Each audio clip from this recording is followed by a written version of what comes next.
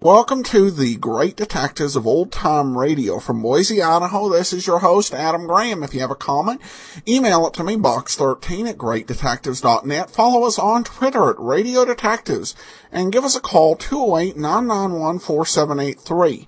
If you've not already, I encourage you to pick up a copy of my ebook, All I Needed to Know, I Learned from Columbo. In that book, we take a look at 7 great detectives of radio, television, and literature, including Sherlock Holmes, Father Brown, Nero Wolfe, and Monk, and examine life lessons that can be garnered from their cases. It is available for the Nook, for the Kindle, and for the iPad, and if you've got some other sort of ebook reader, you can go to smashwords.com to purchase your copy. Also, if you do have the Kindle, I encourage you to try out our articles. I write regular articles about old-time radios, golden age detectives, classic films, and you can have those delivered right to your Kindle when I write the article. And you can try the service out free for 2 weeks. Just put in Great Detectives of Old Time Radio. And now it's time for today's episode of Frank Race, The Adventure of the Garrulous Bartender. The Adventures of Frank Race, starring Tom Collins.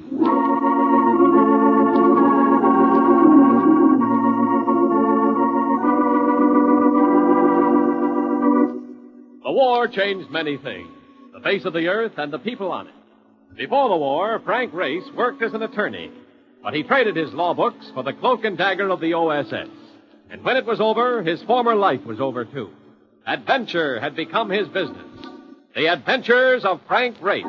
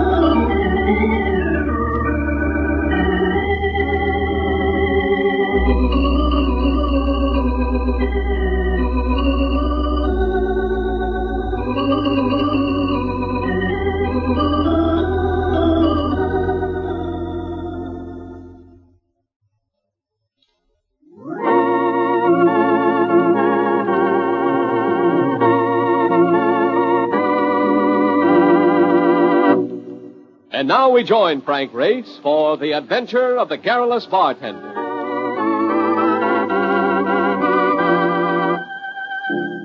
There's something about having a date with a redhead that causes a man to spend an extra 5 minutes with his razor. Take a little more time in choosing a tie and maybe giving himself a last look in the mirror just before he's ready to go. Which is just what I was doing when... Hey, I was wondering if you'd be here. I've been trying to get hold of you all... My, don't the man look pretty? Big night, Marcus. Dining with that delicious lass with the Titian tresses Who is third from the left in the chorus that legs it in Mike Shannon's fortune. Exactly. And now you may congratulate me. And now I am going to break your heart. Mr. Daniel Poulsen of the Pacific Insurance Company wants he should see you, but bad, and but right away. Look, Mark, I'm willing to forget you ever gave me this news. Breaking this date tonight would make me very unhappy. Yeah, huh? Mr. Poulsen is already unhappy. He told me so 3 times, all the way from Los Angeles. You mean Poulsen's been calling from California? Yeah, which costs more than a nickel a throw. He's a big account, ain't he, Race? Yeah. Here goes my redhead. What did Poulsen say? He's at the Biltmore Hotel out there, which, I understand, is a fair to middling danger. And he claims he wants to see you the first thing in the morning. He told me that 3 o'clock this afternoon. It is now 8:30. All right. Let's go.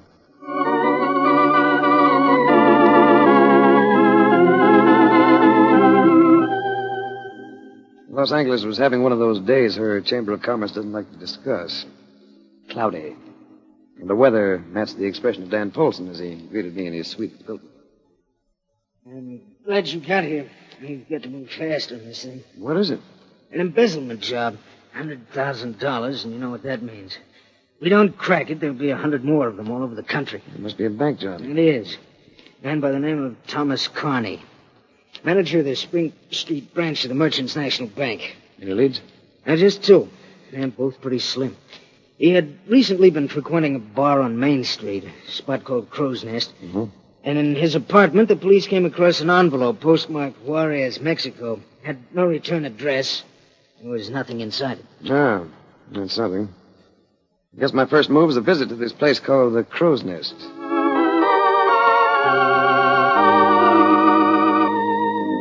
Skid Row with music. That's Main Street, Los Angeles. Here you'll find plenty of drifters. The lads that don't seem to have a knack for what's known as making a living. The barkeep at the Crow's Nest looked affluent enough. He had a pendulous paunch, cheeks that could have doubled for dewlaps, and a pair of pop eyes that indicated thyroid trouble. Sure, I know Carney. Not a bad guy. Never can tell, can you? You ever hear him say he'd been at Juarez? Juarez? You know, I think he did say something like that once. Yeah, but why? I'd like to talk to him. I thought he might be there. Don't kid yourself, mister. You ain't got a chance of talking to Carney. He might want to talk to me. Might even have changed his mind about keeping that money. $100,000? Yeah, why would a guy want to change his mind about $100,000? Because he finds that he's afraid of what he's done. Because he finds that if he had it to do over, he wouldn't. Yeah, well, you got something there. Come to think of it, Carney was kind of scared, little guy. Might change his mind at that, if you could put it to him that way. What way, Carney? Remember the kid you knew in school who enjoyed pulling the wings off live flies? Well, he was one grown up. He looked as though he might have just stepped out of his web. And the bartender's reaction made me think of the flies. Hello, Zucker. What way, Danny? Oh, I was just saying, I bet Connie's having a good time in Juarez. Tijuana, maybe. You talk too much. You know that, Benny? Sure. I talk too much, Zucker. But I don't mean nothing by it. Guys that talk too much don't hang around very long. Yeah, that right. Sure. I know it. Excuse me, Zucker. I got a customer. You heard my name, pal. What's yours? Race. You're a cop, aren't you? Not exactly. I hate cops. Just to keep the record straight, I'm an insurance investigator. It's all the same. You're a cop. Which adds up to what? Gonna head right for Juarez, ain't you? Just because that flabmouth said Carney might be there. I might head for Juarez. They head right for Juarez just because that little flabmouth likes to jabber. And Benny... What do you want, Zucker? Come here. Oh, look, Zucker, I told you I didn't mean nothing. I said come here. What do you want, Zucker? A drink? Lean over here. What for? So I can take hold of you. Like this. Let go. You fat flabmouth. I'm gonna... Let go of him. Get your hands off me. If you don't let go of him, I'm going to break your arm. I'll let him go. Good God, ain't you? Tough, hard, big. Why don't you drift? That's what I'm going to do if you're a good guy. I'm going to be around. Going to be around all the time. You stay here, I stay here. You go to Juarez, I go to Juarez. All the time, to get you somewhere just right. Then I'm going to make you wish you'd never been born.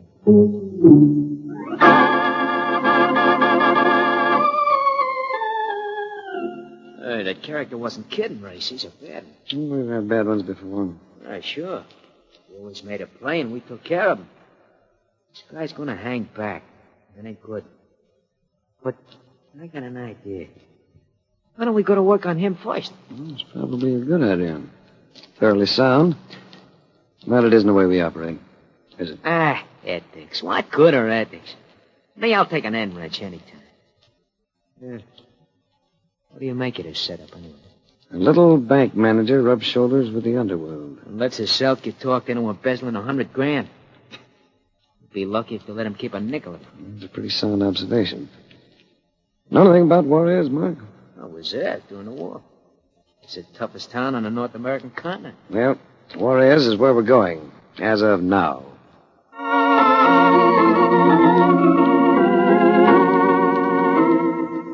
The toughest town on the North American continent looked sleepy, felt unbearably hot, and gave you the feeling that here had been gathered all the dust in the world.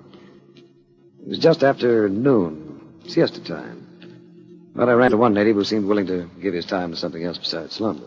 You better come in from that sun, senor, before it burns a hole in your head. It's probably an excellent suggestion. Huh?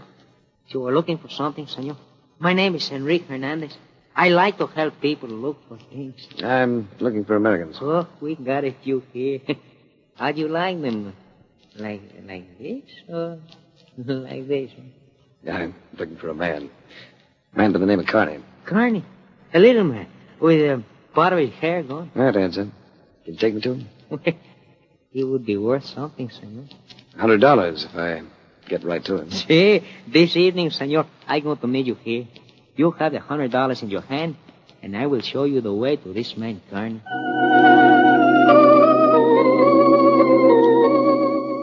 I had sent Mark Donovan looking for information.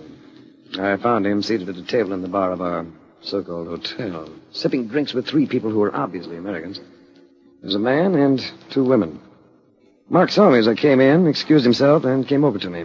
Hey, have any luck, Race? Oh, little. You look as though you're doing all right. Yeah. I kind of stumble into this. See the 2 dames? Well, I make a play for the young one, and the old one gets the idea I mean her. Well, look up, but she didn't exactly slap your face. Yeah, not Emma. In 15 minutes, I am the thrill of her life. May not be important, but they're a lot of fun. Come on over, I'll introduce you. Mark introduced the man at the table as Jack Kemp. The women as Peggy Dana and Emma Tellifer. Kemp must have been about 30. Nice-looking person with a pleasant manner. Peggy Dana reminded me of a girl I'd once fallen for in high school. She wore slacks and a sweater, and I felt I could do the falling all over again. Emma Tellifer was wearing slacks, too. And she shouldn't have been. A red splash of bandana had been tied around her head and face that would have looked better in a football helmet. Suppose you're wondering what we're doing down here, Mr. Ace. Matter of fact, I'm wondering myself. What are we doing, Peggy? Why, darling, you said you wanted to do something different. Something exciting. Didn't you, Jack? That's the way I heard it. As Mark had said, it wasn't important, but it was fun. So much so I remembered my appointment with Enrique Hernandez just in time. I made my excuses, left Mark behind, went out to find Enrique waiting impatiently. He had me follow him to an alley that led to what appeared to be an abandoned cafe. You are, senor. A naughty $100, please. After I've seen my man. Where is he? You just open the door, senor. Where you see a light. You're going to find him inside. All right. I find him, then you get your 100. Who's that? The man on the other side of the room was staring at me with a cool, clear, all-seeing gaze of a drunk peering through a wet window. But he wasn't drunk. He was frightened. Little and bald-headed and frightened. Did you hear me? I said, who is it? Someone who wants to talk to you. Who are you? I don't know you. If you let me, I'm going to help you. I don't need any help. Help me. How? I can make it possible for you to go back to the States. I don't want to go back to the States. Yeah. How would you make it possible? I can arrange a deal. What kind of a deal? You turn back the money you embezzled, and I think I can get you off with a light sentence. No, I couldn't do that. You'd rather sweat it out like this, would you? Terror-stricken, wondering what's going to happen next. I know, but they couldn't return the money now. They wouldn't let me. Who wouldn't let you? Never mind, I can't say. You'd rather keep eating your heart out, would you? All I have to do is telegraph. We'd get a reply back in a matter of hours. A light sentence, Connie. Then you're free again. I don't know. I could see I had him going, so I kept talking until he finally gave in. I was to wire Los Angeles. If the deal could be made, if he could get off with a light sentence, he was willing to turn over the money. I left him and found a telegraph office, but it wasn't until the next morning that I got my reply. Then I went back to see him. Connie, you here? Yeah, he's here, Ray. I should shut the door. It was Zucker, looking as though he just pulled a wing off of one of those flies. He was sitting in a rocking chair, rocking gently. Sit down. Well, I'm afraid you'd get your clothes dirty. Where's Connie? He's here. In the other room. Go take a look. I will.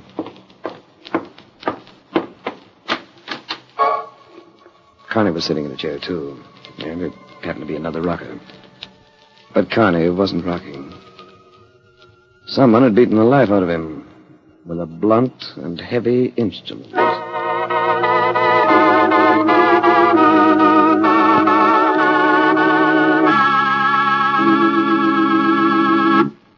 We'll return to the adventures of Frank Race in just about 1 minute.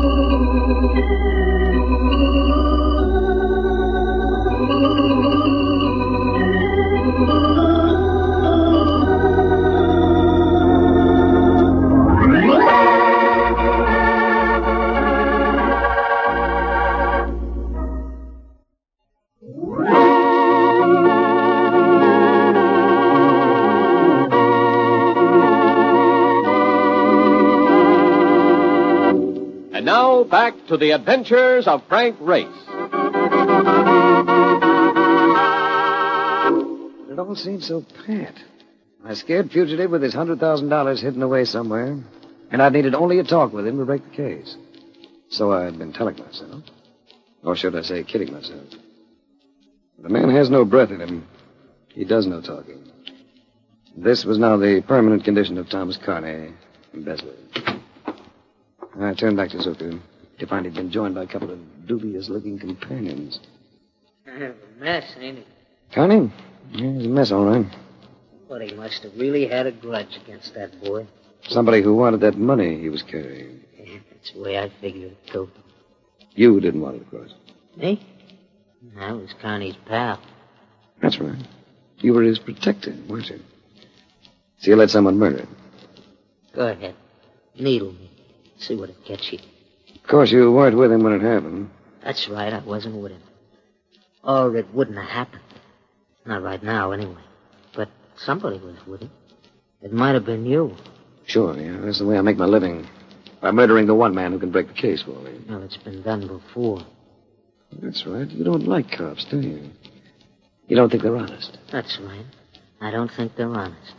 I told you I wasn't a cop. You're a cop, all right. I suppose you've been looking for that money. I hate cops. If you had the money, you wouldn't be here. And you wouldn't have killed Carney unless you were sure of the money. So then, I'll let you out. Much obliged. But it don't let you out. No? No. And you know what we're going to do? We're going to tease you. Tease you till you tell us a story on that dough. You're overlooking something, aren't you? Yeah? What? Would I have come back here if I already had the money? How do I know? How do I know what a cop's liable to do? You want we should start in on him now, Zucker? No, not here. We might want to work on this boy for quite a while. We wouldn't want them Juarez police to butt in. So I take him to the motel, eh? No, you take him out in the sticks. Out in the sand where we went yesterday. You keep him in the sun while you work on him. That's going to get a little hot. For you? Sure. But think how hot it's going to get for him. You ain't coming? No, not right now. I want to have a look around this joint. I'll catch up with you later. A pair of assistants took me outside to a car they had waiting at the end of the alley. I was pushed into the back seat, but it didn't start moving. The car just wouldn't cooperate. It sounds like you boys might be a little low on gas. Then you put no push in this crate. No, you didn't. Look at the gauge, you jerk. Well, let's get back and tell Zucker. He'll probably be quite happy with the efficiency shown by you boys. I ain't going to tell Zucker nothing about it. There's a gas station a couple of blocks from here. We'll go get some. All right, come on, get out. Oh, you want me along, too, huh? I thought maybe you'd let me sit here and watch the passers-by. Quit clowning. Get out. More than 2 blocks. It was 5. All of them dusty, all of them hot. And my companions weren't used to walking. That quickly became obvious. So by the time we reached the gas station, both were thoroughly disgruntled with me, with the weather, and with each other. Then we had to wait. What goes on around here anyway? Ain't there nobody to run this joint? It's 1 o'clock, siesta time. Oh, damn it, siestas. No wonder they never get nothing done around here. Now, here's a can. We can just take some gas, leave the money. We'll take some gas, all right, but we ain't leaving nothing. Here, I'll fill it for you. Okay, where do you want it? In a can, you creep. Where else? I was thinking a good spot might be your face. I let them both have it right in the teeth. Then I dropped the thing and ran. I didn't slow up until I felt purple, and reasonably assured that I'd lost them. It was then that a familiar voice spoke to me. You better come in from that sun, senor. It's not good for running like that. Oh, it's you, Hernandez. You're so right. Only an idiot would run in heat like this. See. You had not forget my $100, have you, senor? No, Enrique, I've not forgot. Yeah. Oh, gracias, senor. Muchas gracias. I was a little surprised you weren't waiting for me when I came out of that place last night. I would have waited, senor, but I was afraid. While you were in that place, there was someone else who came. Someone else? Who? What'd they look like? I could only hear, senor. It was too dark to see. But they stood outside while you were there, and that $100, it was for telling about Garney, not for fighting about him. You have sound logic, Enrique. To carry you a long way. Is there anything else for which the senor would like to employ me? There may be, Enrique. We'll see.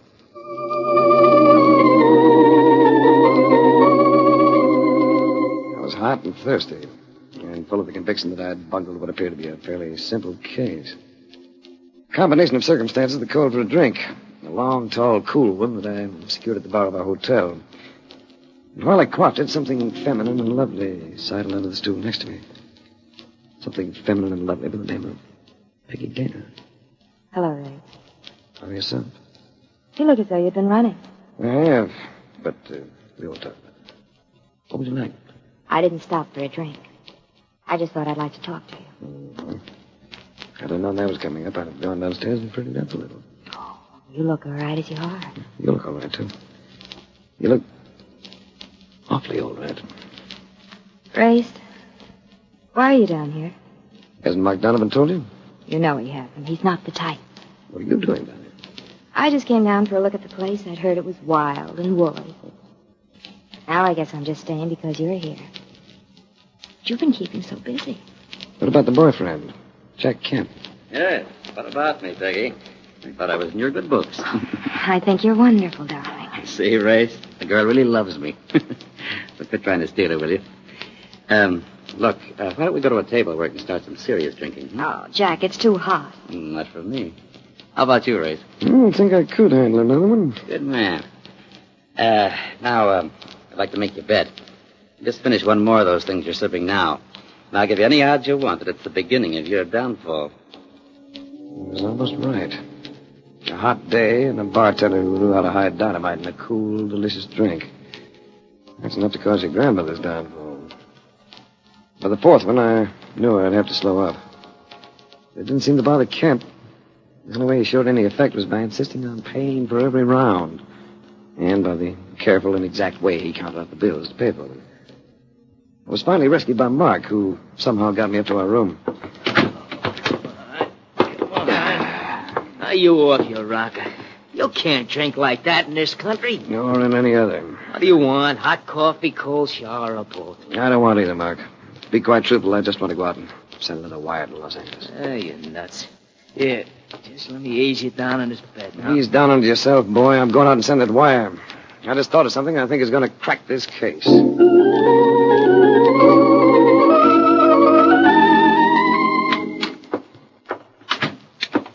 right? Yeah. It's almost midnight. What are you doing? Playing watchdog. I get a wire from Los Angeles? Yeah, here it is. Good. Huh? So what you wanted? Right on the button. Come on, Mark. So now what? We're going to have a look at her room 3 doors down the hall. Is there anyone in the room? No. Yeah, here we are. Key and everything, huh? Yeah, I got printed the night clerk. Made him alone. He doesn't have to pay back. Look, tell me, what are we looking for? $100,000. Or most of it, anyway. Oh, brother, $100,000. Listen, if we find that, you're going to have to worry about me. But what makes you think it might be here? Because this is the room of the... Hey, what is this? Good evening, Mr. Kemp. Hey, Race, what goes? You ain't tagging Jack for this deal, are you? Jack's a nice guy. Kemp just seems to be a nice guy, Mark. He also seems to be a wealthy playboy, but he isn't.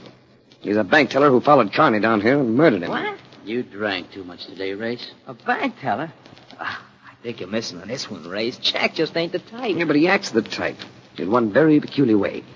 What are you talking about? I'm talking about the way you counted out the money this afternoon when you were paying for those drinks. Meticulously. Carefully. You laid out each bill with just the proper snap of your thumb.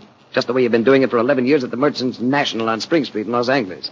Start looking for the money, Mark. Right. The bank has nothing on me. I quit legitimately, without touching a dime. So they said. But you knew about Carney. He'd been foolish enough to confide in you a little, shall we say? You know he was going to a rendezvous down here with thugs he thought were going to protect him. So you came here, too. And got to the money before they could. But you had to murder him to make it stick. Hey, Race, where's the dough? It's in his phone book. And you can turn it all over to me.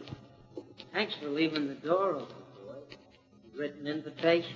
It's still open, Zucker. For you to back out. I ain't backing out of nothing. Come on, chum. Bring me that phone book. You can still leave, Zucker. But not with that phone book. Like I told you before, Race, I don't like cops. You crowd me too far, and I'll prove it to you. Bring me the phone book, chum. That gun he's got in his hand, Race, that's a good argument. I've got a gun in my hand, too, Mark. In my pocket. But, maybe you had better give him the phone book. Oh. All right. I'll give it on.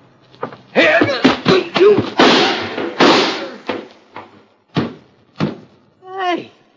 you did have a rod in your pocket. That's right. Sometimes when you can't afford to bluff. And this was one of them.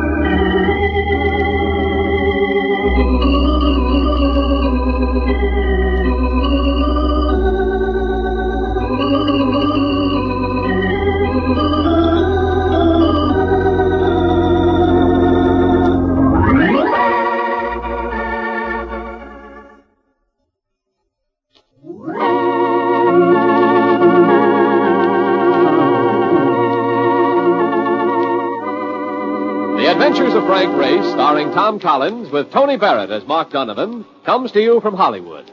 Others heard in tonight's cast were Michael Ann Barrett, D.J. Thompson, Wilms Herbert, Tom Holland, and Jack Crucian. This series is written and directed by Buckley Angel and Joel Murcott. The music is composed and played by Ivan Ditmars. Be sure to be with us again this same time next week for another dramatic chapter in The Adventures of Frank Race. Art Gilmore speaking. This is a Bruce Ells production.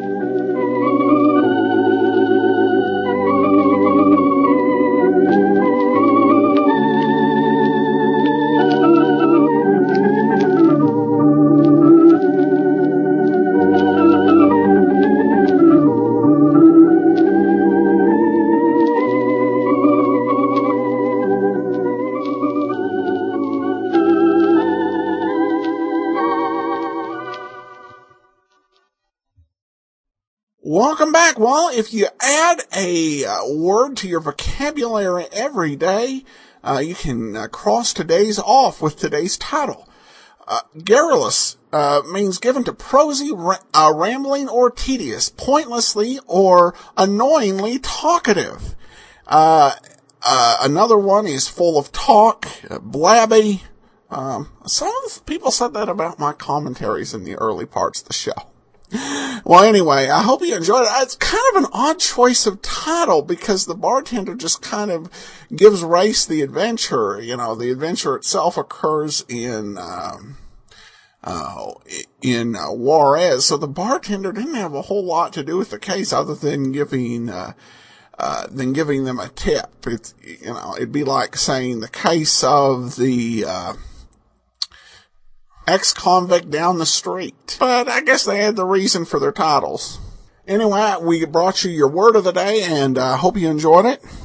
Join us tomorrow for the Fat Man, and then next week it'll be another adventure of Frank Race. In the meanwhile, send your comments to box13 at greatdetectives.net. Become one of our friends on Facebook, facebook.com/radiodetectives. But from Boise, Idaho, this is your host, Adam Graham, signing off.